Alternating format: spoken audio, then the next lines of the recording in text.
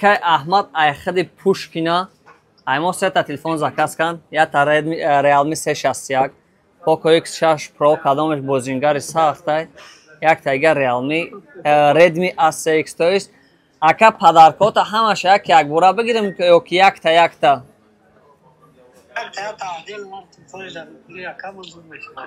نه مقصد سه تا برارم یا تا هویشون کنم یا خیاط یا تا باشه یا تا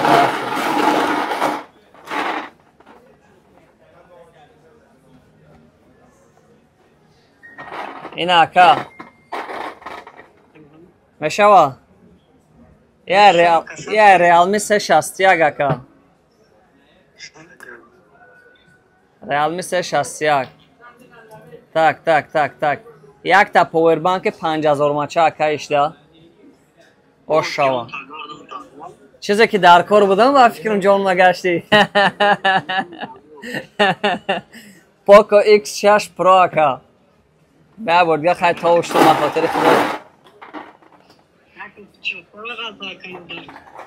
خیلی بغالتا چی بانه اکا اینا دیمش اکا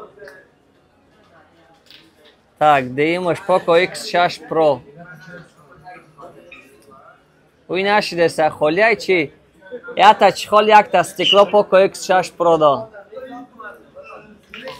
اکران تلفون تا نمش کنی وقتی بایزده انا سیمش ردمی اس6 اکا بیام خیلی دستم پر میکنم خیلی هم بکاومش اکا اینا دستم خولی های یا چی هم بگیرم اینا اکا سیمش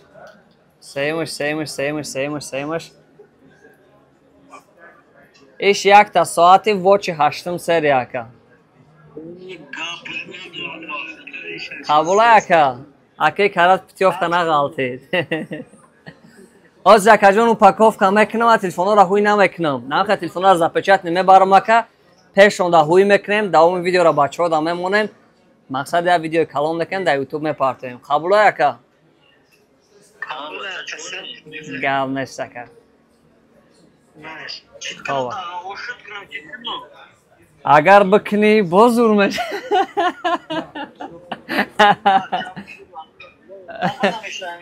یگان ساعت دیدن که ممکن یگان 1.5 ساعت پس مکسیموم ها برا خالی باشه که تیز میریم تلفن ها یک کار آوردن یا چیست اوشی تاجیکی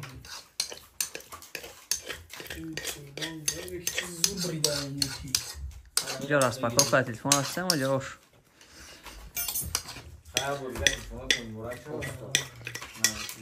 نوزه نست خدا برای